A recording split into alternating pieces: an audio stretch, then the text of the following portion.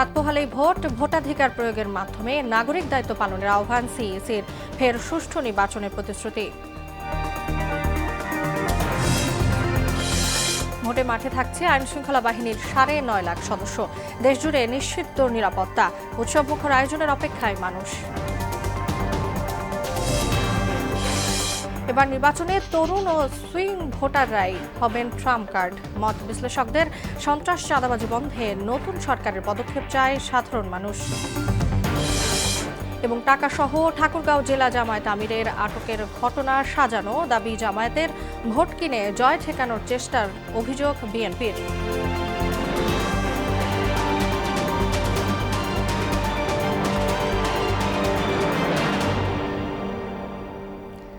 আসসালামু আলাইকুম, স্বাগত মোহনা সংবাদে। এতক্ষণ শুনছিলেন শিরোনাম, পুরো সংবাদের সঙ্গে আছি তাসনুভা বিনতে তাহের। কাল সকাল 7:30টায় ভোট গ্রহণ শুরু হবে ত্রয়োদশ জাতীয় নির্বাচন এবং গণভোটের। সারা দেশে কেন্দ্রগুলোতে পৌঁছে দেওয়া হয়েছে নির্বাচনী সরঞ্জাম। ব্যালট পেপার ছাড়া ভোটের অন্যান্য উপকরণ পাঠানো হয়েছে রিটার্নিং কর্মকর্তাদের কাছে। এদিকে ঢাকার 13টি আসনে 1400-র বেশি ঝুঁকিপূর্ণ কেন্দ্র থাকলেও কোনো ধরনের নিরাপত্তার হুমকি নেই বলে জানিয়েছেন বিভাগীয় কমিশনার শরফুদ্দিন। নাহিদ সিরাজ নিম্মি ও তরিকুল ইসলামকে সঙ্গে নিয়ে জানাচ্ছেন মুদাসির আলী। বুধবার ভোরের আলো ফুটতেই ত্রয়োদশ জাতীয় সংসদ নির্বাচনের কেন্দ্রগুলোতে বাড়তে থাকে প্রিজাইডিং অফিসার, পোলিং অফিসার সহ আনসার, পুলিশ ও সেনাবাহিনীর তৎপরতা।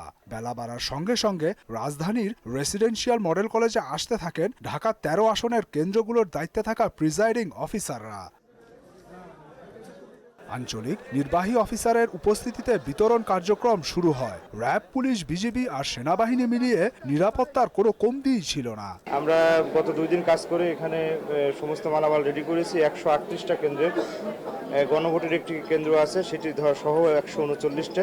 একে একে কেন্দ্রের প্রিজাইডিং অফিসারদের বুঝিয়ে দেওয়া হয় মালামাল। যার যার দায়িত্বে প্রেসিডিং অফিসার, সহকারী পোলিং অফিসার, আমরা যারা যারা আসছি দায়িত্বে মালামাল বুঝে নিচ্ছি। আমাদের পুলিশ, আনসার তারা সহযোগিতা করছে, পাশাপাশি আর্মিও আছে আমাদের সহযোগিতার জন্য। আলহামদুলিল্লাহ, যেটা লক্ষ্য করছি যে পিছনে যত নির্বাচন হয়েছে বা এখান থেকে আমরা যে সরঞ্জাম গ্রহণ করছিলাম সেই তুলনায় এবছর শৃঙ্খলার দিক থেকে অনেক ভালো। টাইমলি আসছি, মোটামুটি সুশৃঙ্খলভাবে মালামাল পেয়ে গেছি, সমস্যা হয় নাই কোনো। আমার কেন্দ্র হচ্ছে সঙ্গীত কলেজ।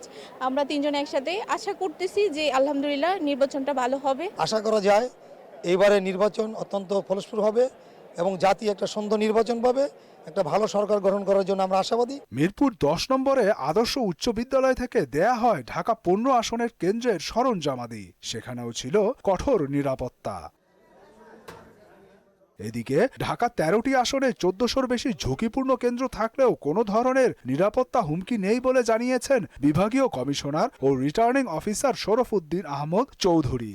আমরা প্রায় আমার 13টার বিষয়ে প্রায় 1400-র মতো কেন্দ্র আমরা ঝুঁকিপূর্ণ হিসেবে, মানে গুরুত্বপূর্ণ হিসাবে চিহ্নিত করেছি। এখন পর্যন্ত নিরাপত্তার কোনো ঝুঁকি আছে মনে করছি না, এবং প্রচুর মানুষ ভোটে অংশগ্রহণ করবেন আমরা প্রত্যাশা করছি। সার্বিক আইন শৃঙ্খলা পরিস্থিতি পর্যবেক্ষণ ও বিচার ব্যবস্থার জন্য 80 জন নির্বাহী ম্যাজিস্ট্রেট এবং প্রতি আসনে 2 জন জুডিশিয়াল ম্যাজিস্ট্রেট নিযুক্ত করা হয়েছে আসনগুলোতে। পাশাপাশি ভোট গণনা কক্ষে থাকবে সিসিটিভি ক্যামেরা। মুদাসসির আলী, মোহনা সংবাদ, ঢাকা। কালকের নির্বাচন দেশের ইতিহাসের অন্যতম গুরুত্বপূর্ণ বলে মন্তব্য করেছেন প্রধান নির্বাচন কমিশনার AMM নাসির উদ্দিন। সন্ধ্যায় নির্বাচন উপলক্ষে জাতির উদ্দেশ্যে দেয়া ভাষণে তিনি একথা বলেন। ভাষণে প্রধান নির্বাচন কমিশনার দেশের সাধারণ ভোটার, আইন শৃঙ্খলা বাহিনী ও গণমাধ্যম কর্মী সহ নির্বাচনী দায়িত্বে নিয়োজিত সকলকে সর্বোচ্চ সতর্কতা ও নিষ্ঠার সঙ্গে দায়িত্ব পালনের আহ্বান জানান। নির্বাচন একটি সাংবিধানিক প্রক্রিয়া, এতে জয় পরাজয় থাকবেই। নির্বাচনের ফলাফল ধৈর্য ও সহনশীলতার সঙ্গে মেনে নেওয়ার আহ্বান জানান তিনি। ভোটাধিকার প্রয়োগের মাধ্যমে নাগরিক দায়িত্ব পালনের তাগিদ দেন সিইসি। আগামীকাল ইতিহাসের অন্যতম গুরুত্বপূর্ণ এই নির্বাচনের ভোট গ্রহণ অনুষ্ঠিত হবে। এই নির্বাচনে ভোটদান আমাদের শুধু নাগরিক অধিকারই নয়, বরং দায়িত্ব। আমি আশা করি আপনারা সকলে সচেতনভাবে এই দায়িত্ব পালন করবেন। রাজনৈতিক দল, প্রার্থী ও ভোটারদের প্রতি আহ্বান, শান্তি ও সৌহার্দ্যপূর্ণ পরিবেশ রক্ষার্থে সকলে দায়িত্বশীল ও যত্নবান হবেন। সুষ্ঠু ও অংশগ্রহণমূলক নির্বাচন আয়োজনে কমিশনের প্রতিশ্রুতি পুনর্ব্যক্ত করেছেন সিইসি এএমএম নাসির উদ্দিন। দুপুরে রাজধানীর হোটেল ইন্টারকন্টিনেন্টালে আন্তর্জাতিক নির্বাচন পর্যবেক্ষক ও সাংবাদিকদের ব্রিফিংকালে তিনি এই প্রতিশ্রুতি পুনর্ব্যক্ত করেন। ভোট গ্রহণ ও গণনা প্রক্রিয়ায় স্বচ্ছতা নিশ্চিত করা হবে বলেও জানান প্রধান নির্বাচন কমিশনার। দেশবাসীকে অবাধে ভোটদানে অংশ নেয়ার আহ্বান জানান তিনি।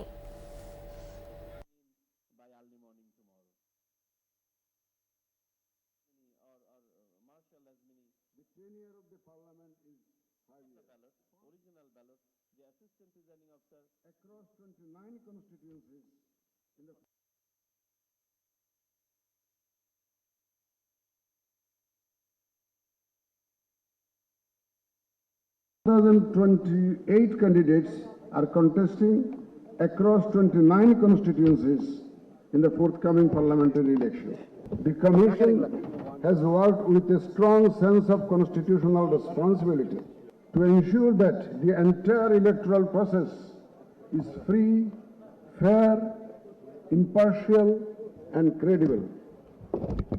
Our preparations have followed a coordinated and multidimensional approach. নির্বাচন ঘিরে দেশ জুড়ে প্রস্তুত সেনা সদস্য সহ 9.5 লাখের বেশি আইন শৃঙ্খলা রক্ষা বাহিনী। দেশ জুড়ে গড়ে তোলা হয়েছে নিশ্ছিদ্র নিরাপত্তা বলয়। 17 বছর পর পাল্টে যাওয়া পরিবেশে ত্রয়োদশ জাতীয় সংসদ নির্বাচন ও গণভোটের জন্য প্রস্তুত পুরো দেশ। ভোটের সার্বিক চিত্র জানাতে রাজশাহী থেকে রাজু যুক্ত হচ্ছেন আমাদের সঙ্গে।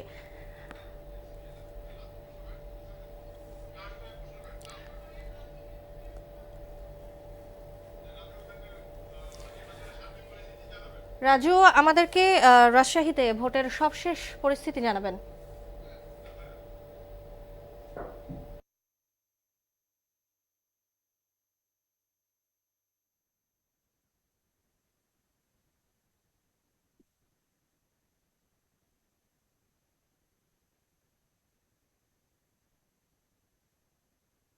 ওকে, তাসলিমা ভাই, আপনি যেমনটা বলছিলেন যে রাত পোহালেই কিন্তু ত্রয়োদশ জাতীয় সংসদ নির্বাচনের যে ভোট সেটি কিন্তু শুরু হয়ে যাবে। আর এই ভোটকে কেন্দ্র করে আমরা দেখেছি যে রাজশাহীতে সকল প্রস্তুতি সম্পন্ন করেছেন রিটার্নিং কর্মকর্তা এবং প্রশাসনের পক্ষ থেকে। তো আমি একটি বিষয় আপনাকে জানিয়ে রাখি যে রাজশাহী 6টি আসনে মোট 16,113 জন আইন শৃঙ্খলা বাহিনীর সদস্য দায়িত্ব পালন করবেন। এর মধ্যে পুলিশ 3,982 জন, বিজিবি 760 জন এবং র্যাব 147 জন, সেনাবাহিনী থাকবে 1,110 জন এবং আনসার সদস্য রয়েছে 10,114 জন। রাজশাহী জেলায় 6টি সংসদীয় আসনে মোট ভোট কেন্দ্র 768টি। আর আমরা আরেকটি বিষয় আপনাদেরকে জানিয়ে রাখি যে এই ভোট কেন্দ্র, ঝুঁকিপূর্ণ ভোট কেন্দ্র বলা হয়েছে 400-র অধিক। আসলে রাজশাহীতে ঝুঁকিপূর্ণ কেন্দ্রগুলো যারা প্রশাসনের লোক রয়েছেন সেখানে নিরাপত্তার দিক দিয়ে একটু বেশি দিবেন। এছাড়াও এবার রাজশাহী নির্বাচনের আসনের প্রতিদ্বন্দ্বিতা করছেন 31 জন প্রতিদ্বন্দ্বিতা করবেন। আমরা আরেকটি বিষয় আপনাকে জানিয়ে রাখি যে রাজশাহীর সকল ভোট কেন্দ্রে 778টি ভোট কেন্দ্রে কিন্তু সব ধরনের সরঞ্জাম যেগুলো ছিল সেগুলো চলে গেছে। শুধু ভোটের অপেক্ষায় রয়েছে রাজশাহীর প্রত্যেকটা কেন্দ্র, ভোটের অপেক্ষায় রয়েছে এখন। ভোট কাল সকাল 7টা থেকেই কিন্তু ভোট 7:30 থেকে ভোট দেওয়া শুরু হবে এবং চলবে বিরতিহীন 4:30 পর্যন্ত। আসলে এই যাবৎ এখন পর্যন্ত আমি কোথাও কোনো অপ্রীতিকর ঘটনা দেখি নাই। ছোটখাটো কিছু ঘটনা থাকলেও বড় ধরনের কোনো অপ্রীতিকর ঘটনা আমাদের চোখে পড়ে নাই। তো এই ছিল রাজশাহীতে ভোটের মাঠের সর্বশেষ খবর। তাসলিমা, রাজু, আপনাকে ধন্যবাদ। রাজধানী গুলশান মডেল স্কুলে ভোটাধিকার প্রয়োগ করবেন প্রধান উপদেষ্টা অধ্যাপক মোহাম্মদ ইউনূস। একই কেন্দ্রে ভোট দেবেন বিএনপি চেয়ারম্যান তারেক রহমানও। এদিকে রাজধানীর ৬০ ফিট মণিপুর বয়েজ হাই স্কুলে ভোট দেবেন জামায়াতে ইসলামীর আমির ডাক্তার শফিকুর রহমান।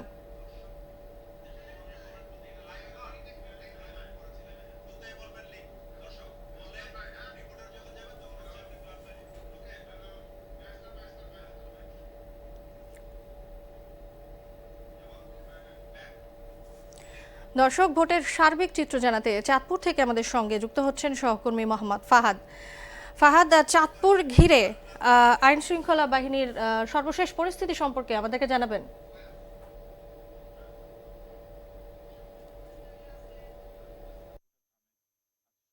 কিন্তু বিভিন্ন কেন্দ্রে যে ভোটার যে সামগ্রী তা কঠোর নিরাপত্তার মাধ্যমে কিন্তু পৌঁছে দেওয়া হয়েছে।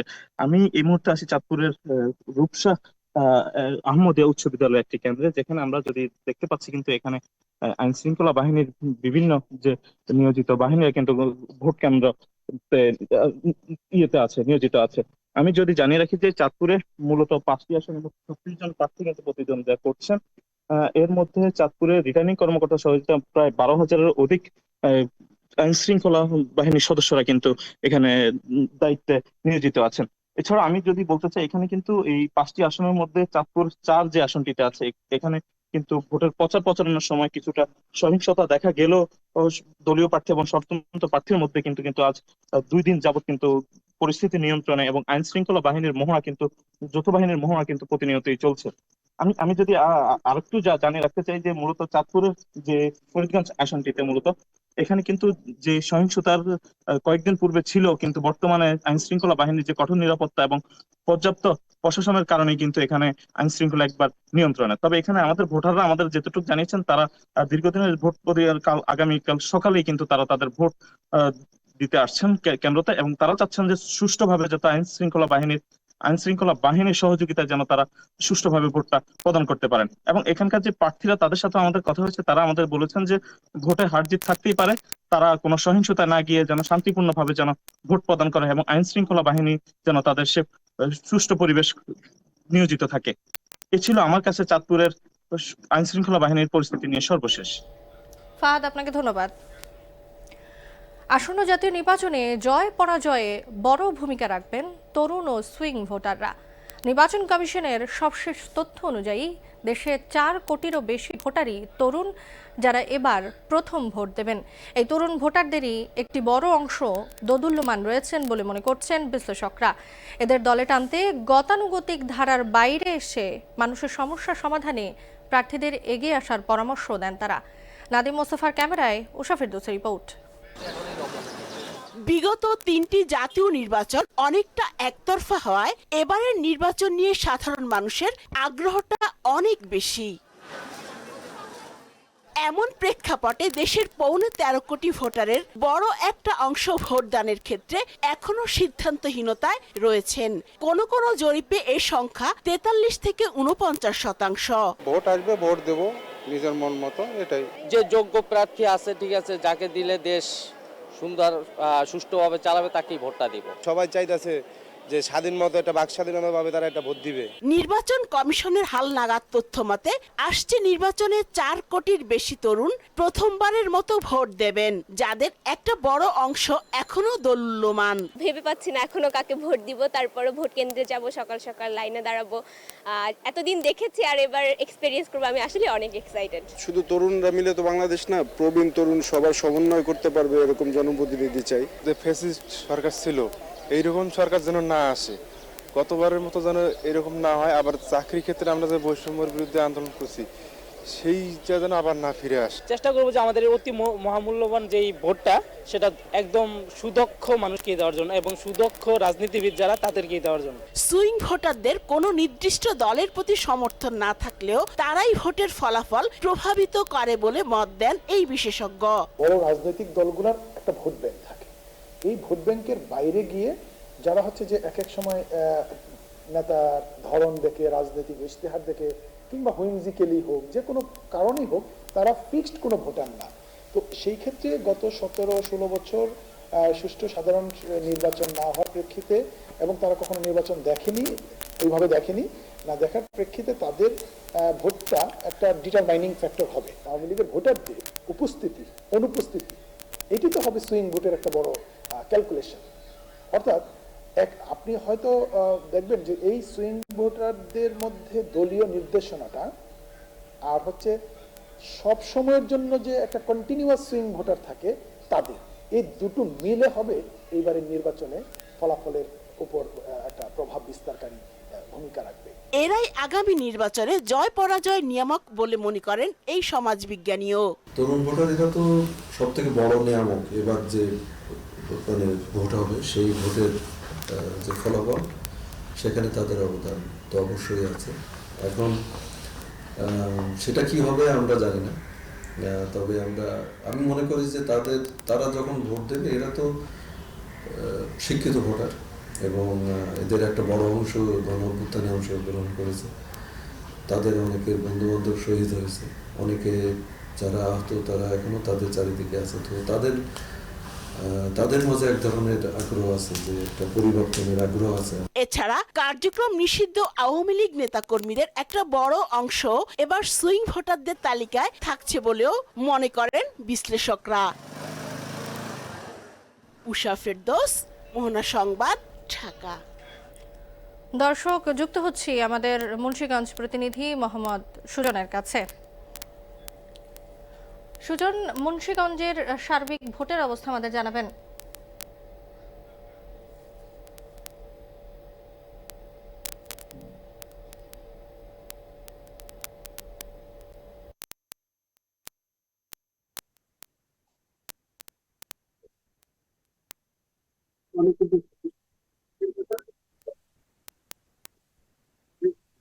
সর্বোচ্চ প্রস্তুতি শুরু করেছে জেলা প্রশাসনের পাশাপাশি নির্বাচনের রিটার্নিং কর্মকর্তা। এই মুহূর্তে আমি রয়েছি একটি কেন্দ্র, সেই কেন্দ্রে যদি সার্বিক পরিস্থিতি বলি, নির্বাচনের যে সরঞ্জাম ইতিমধ্যে কিন্তু নির্বাচনের যে কেন্দ্র রয়েছে সেখানে এসেছে।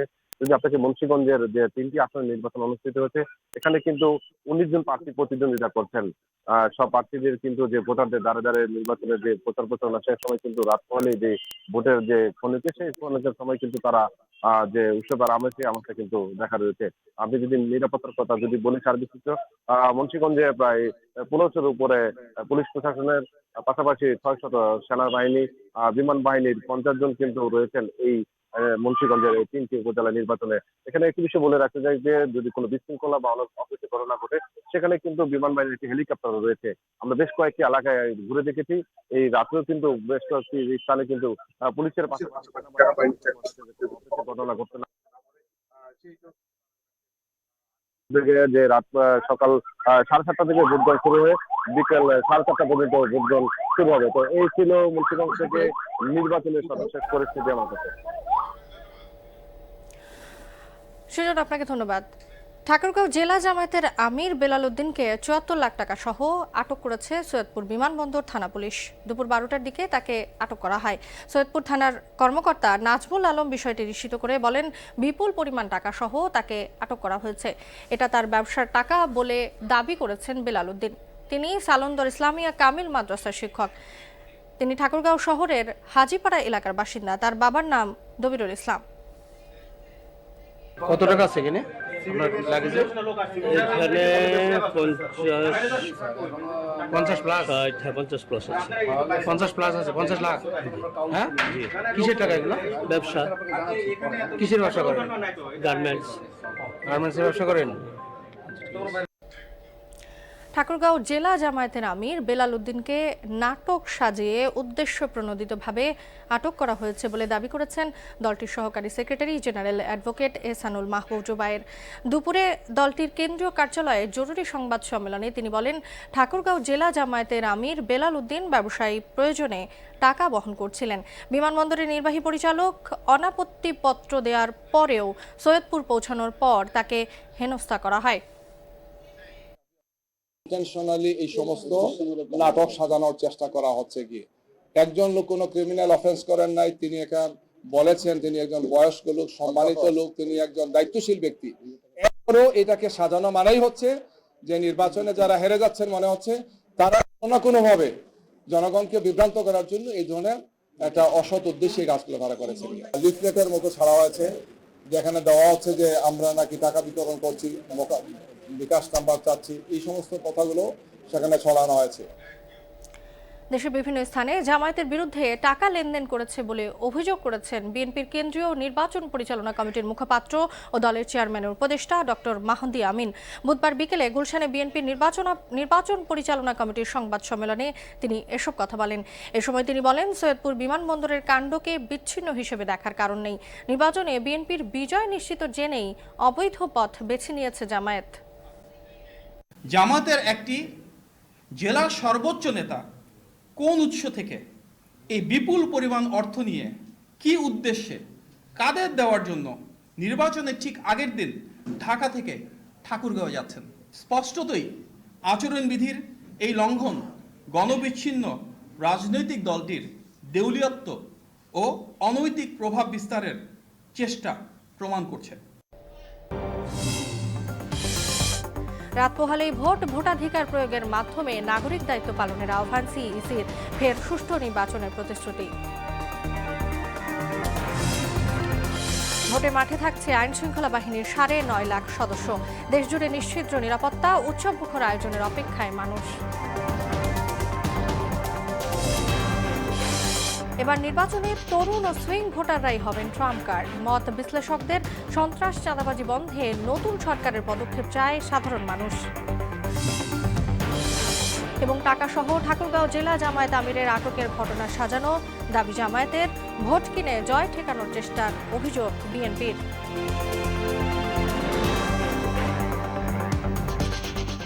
এই ছিল মোহনা সংবাদের পরবর্তী সংবাদ রাত 12টায়। মোহনার সবশেষ খবর জানতে ভিজিট করুন www.mohana.tv।